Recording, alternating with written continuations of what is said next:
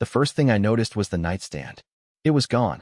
I woke up with a crick in my neck and cracker crumbs stuck to my face, because that's what happens when you fall asleep on a couch eating snacks you swore you'd stop buying.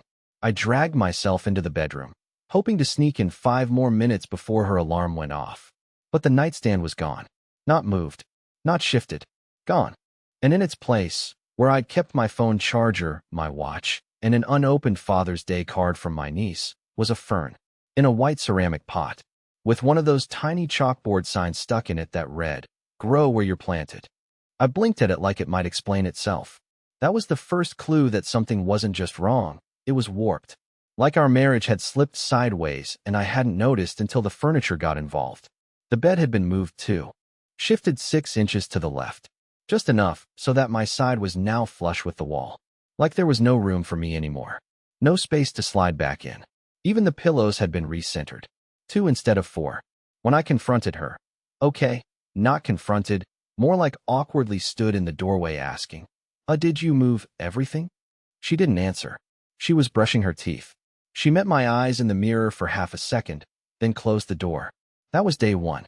By day 3, she'd removed my coffee mug from the cabinet. I thought it was in the dishwasher. It wasn't. She'd given it to her coworker, apparently, the funny one from finance. I only found out because I saw it in a picture she posted online. Him holding it, smiling like he'd just won the lottery, the caption saying, "Morning fuel courtesy of a friend, beaming face with smiling eyes, hot beverage." That mug had a chip on the handle. I told her it reminded me of us, imperfect, but still holding together. Apparently, not anymore. The silence between us wasn't even tense anymore. It was just casual, like I was a tenant overstaying my lease and she was waiting for me to realize I didn't belong. She stopped texting, stopped saying goodnight. I was still taking out the trash, still paying the rent, still making dumb grocery lists like bananas, cereal, hope. But nothing. No reaction. No recognition. And every day, some tiny thing would go missing. Day 5, the blanket from my chair. Day 6, my shampoo replaced with lavender something or other that made my scalp itch. Day 8, my slippers were donated. I asked her once, just once, if we could talk. She put her AirPods in while I was mid-sentence. On day 12, I heard her laughing in the bathroom. I thought maybe she was finally watching that dumb cat video I sent. But when I peeked in, she was on the phone. With him. I didn't know it yet. Not for sure, but I could hear it. In her voice. That tone she used to use with me. That warm, sarcastic tone that meant, "I like you more than I admit." It wasn't mine anymore. But I still stayed. Even after she moved her stuff into the master closet and moved mine into the hall. Even after she removed my name from the mailbox. Even after she replaced our framed photo in the hallway with a print that said, "New energy only." I stayed. And then, on day 17, she used my name again. Not to talk to me. To label the box of my books she left by the door. And that's when I finally understood. I hadn't just been replaced. I'd been erased. So I did the one thing she never expected. I made sure she woke up alone the next day. And what I left behind was louder than any goodbye. I didn't pack loudly. I didn't slam drawers. I didn't throw a fit or leave some dramatic note like in the movies. I moved in silence, just like she taught me. It was 5:43 a.m. and the house was still. Cold. Uninterested. Even the fridge hummed with more emotion than she'd shown me in weeks. I didn't take much, a couple changes of clothes, my old laptop, my headphones, and the photo of my dog from when I was a kid. She hated that photo. Said it made the living room look emotionally cluttered. But I loved that stupid photo. It reminded me that I used to be someone who had something to love and something that loved him back. Before I walked out, I did one last thing. I opened the closet, the one that used to be ours but had been slowly colonized by her endless rows of beige sweaters and conscious capsule wardrobe items. I cleared a little space on the top shelf, folded up one of my flannel shirts, the one she used to steal on Sundays, and placed my wedding ring inside the pocket. Then I left. No goodbye, no text, no note. I just let the absence speak. Let the echo of everything she'd taken echo right back at her. The next 24 hours were disorienting. I sat in my car for a while in the parking lot of a 24-hour diner. I didn't eat. I didn't cry. I didn't even think, really. I just sat. At some point, I checked my phone. No messages. Not a single one. I could have been dead in a ditch, and she'd probably just reorder oat milk and shrug. I ended up crashing at my coworker's place. Boyd. Another strange name, I know. He's the kind of guy who owns a pull-out couch and 4 kinds of whiskey, but no clean towels. Still, he didn't ask questions. Just handed me a blanket, said, "Whatever she did, man, you're still here. That counts for something," and went to bed. But here's the thing. By noon the next day, everything changed. She called. 16 times. I watched my phone light up like it was on fire. First her number, then unknown, then blocked, then a string of messages. "Where are you? You just left? Answer me, Doyle. We need to talk. Please. This is childish. What is this stunt supposed to prove?" And then, the last one. "What the hell is this in the closet?" I didn't respond. I didn't have to. She knew what it was. I wanted her to open it. I wanted her to see the flannel, the ring, the silent middle finger wrapped in cotton memory. By evening, the calls stopped. That's when I knew she wasn't mad. She was spiraling. Boyd and I sat on the balcony drinking root beer out of chipped mugs, and I asked him, "Do you think she ever actually planned to end it? Or was she just waiting for me to break first?" He didn't answer right away. Just watched the sun go down like it owed him something. Then he said, "Some people don't leave. They push until you leave, so they don't have to feel like the bad guy." That hit like a brick. But what I didn't expect was what happened next. That night, I got an airdrop request from her. A video. It was 18 seconds long. No words. Just her sitting on our bed, holding the flannel, staring at the ring in her lap. Her eyes were red. She looked like she hadn't slept. And she was whispering something, over and over. I turned the volume up. It was my name. Just my name. Whispered like an apology that came too late. I watched that 18-second video at least 10 times, sitting on Boyd's terrible couch that sinks in the middle like it's trying to swallow you whole. Every time, I caught something new. The way she kept glancing off camera, like someone else was in the room.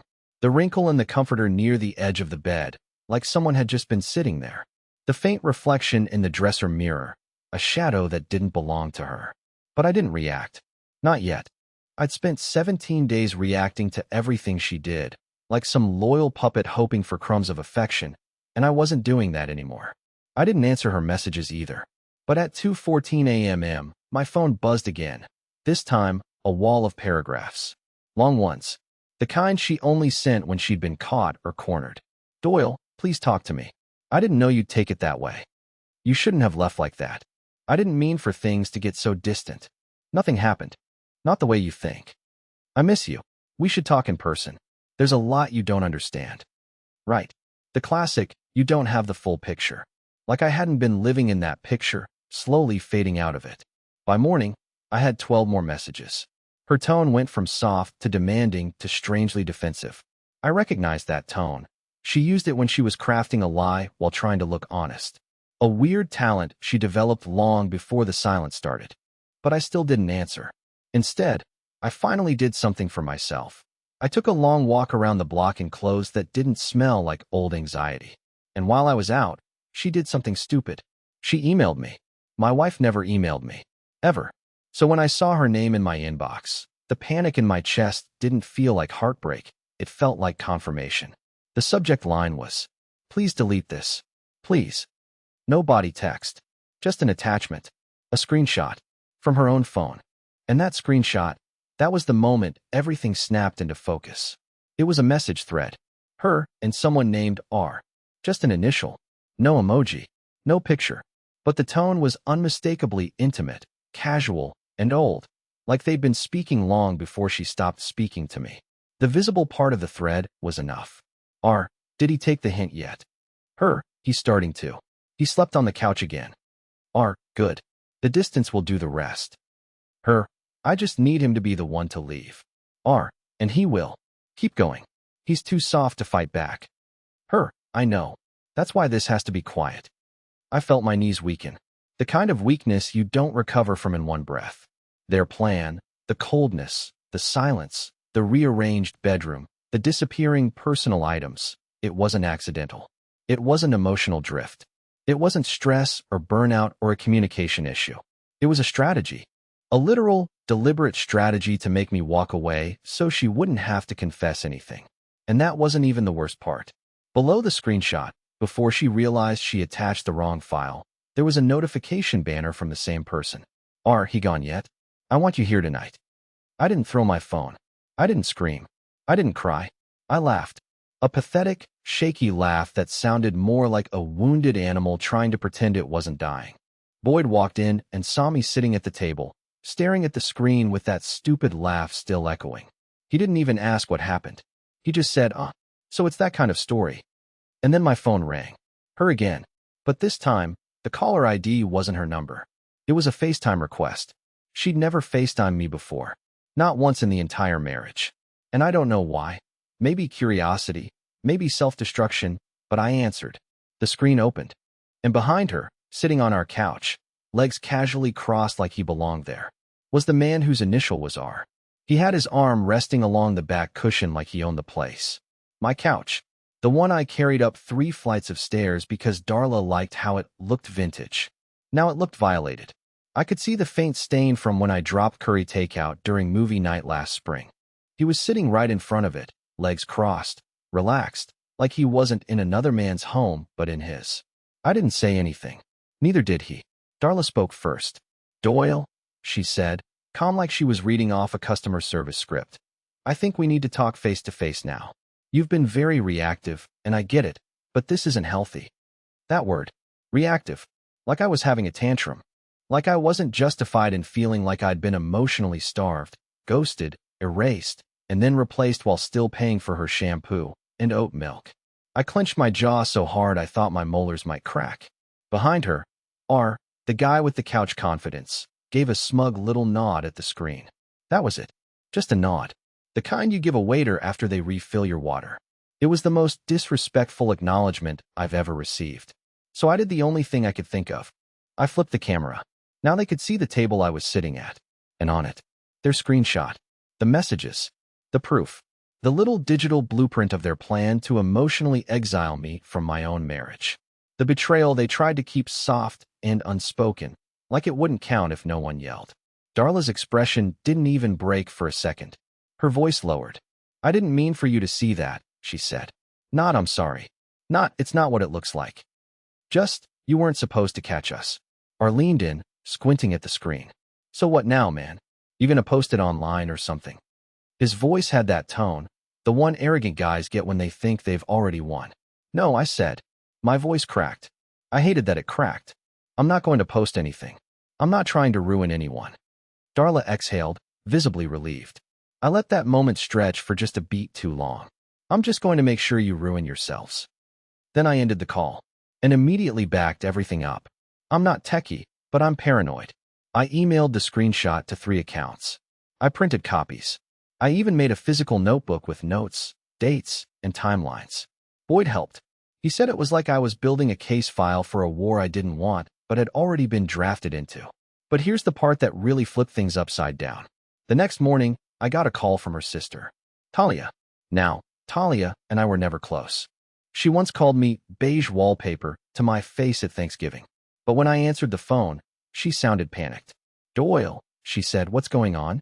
Darla just told Mom you're mentally unstable and might try to publicly lash out. She said you're harassing her. I almost dropped the phone. What? She's rewriting it, Talia whispered. She's trying to get ahead of something. Did something happen? I told her everything. Slowly, quietly, no theatrics. And Talia didn't hang up. She didn't defend her sister. She didn't say there's 2 sides. She just said, meet me tomorrow. I need to show you something. Then she added, you're not the first. And that was when I realized I'd only scratched the surface. Talia met me at a diner 30 minutes from the city, the kind of place with cracked vinyl booths and sticky syrup bottles that never fully close. She was already there when I arrived, sitting with a folder in front of her and tapping her nails against the plastic like she was debating whether or not to hand it over. She didn't say hi. She didn't smile. She just pushed the folder across the table toward me and said, you're not crazy. You're just next.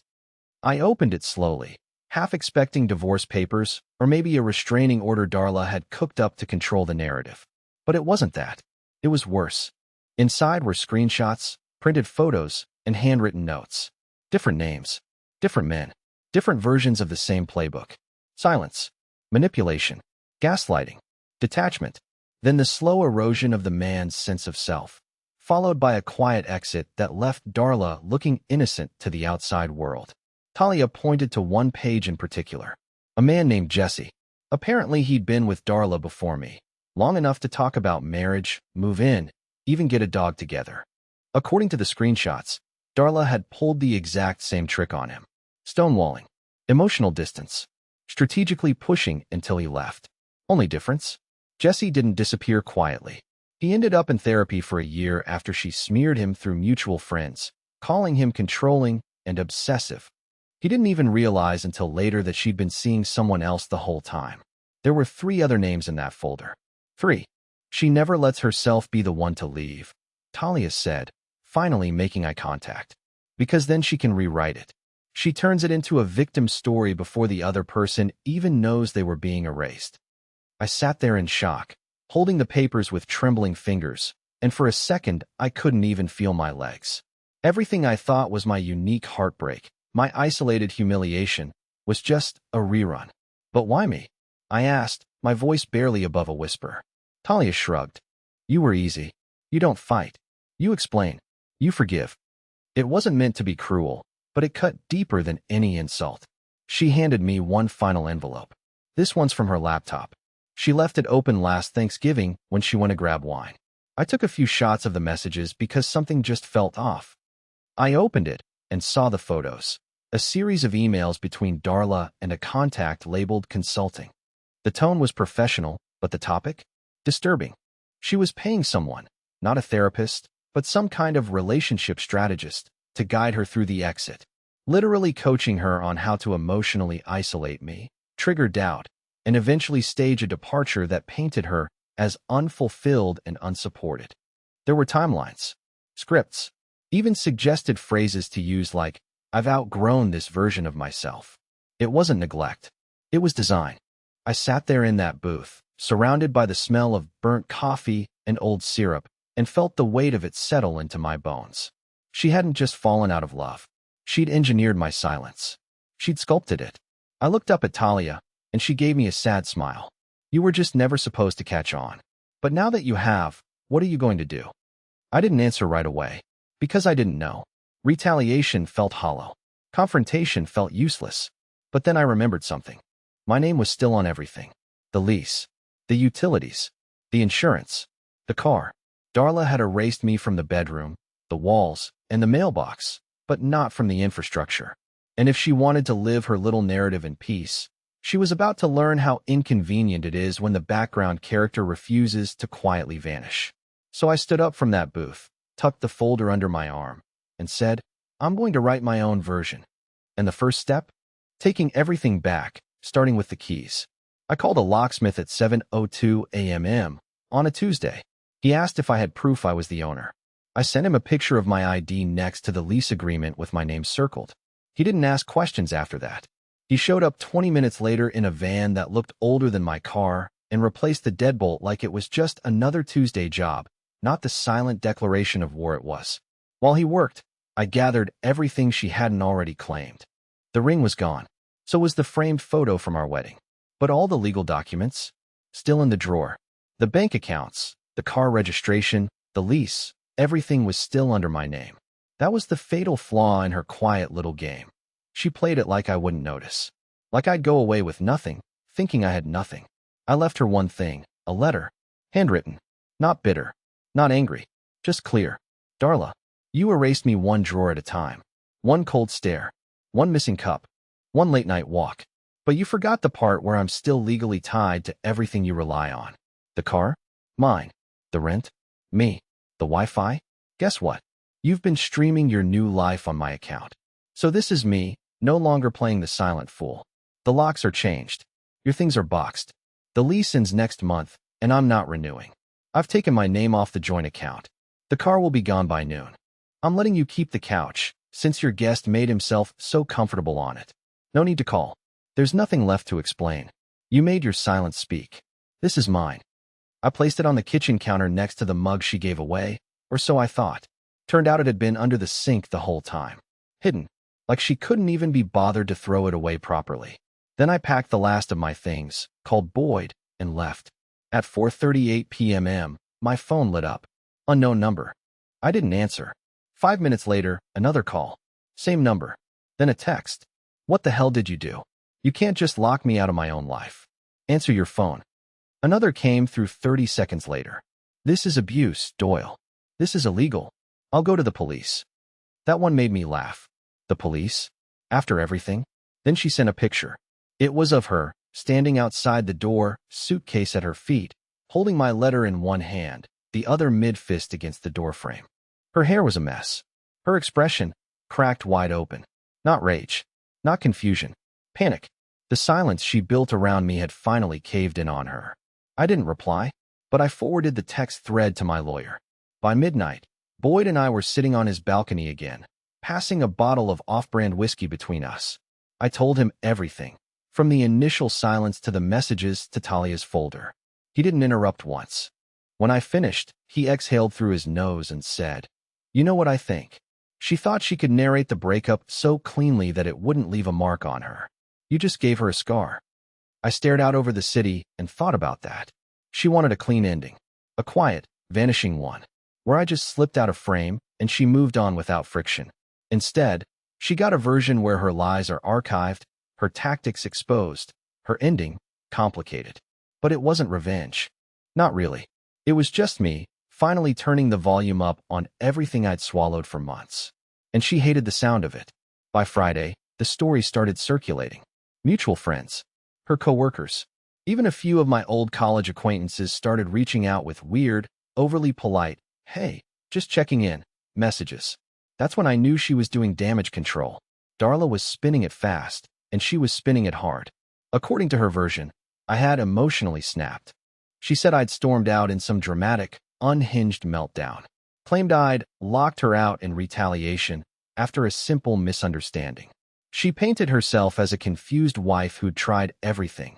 Therapy, patience, communication, but just couldn't reach me anymore. Her voice in those retellings? So full of sorrow. So gentle. So utterly fake. I said nothing publicly. I let the whispers grow legs. Let them circle back to me in their warped little forms. Because I knew something she didn't. She wasn't the only one keeping receipts.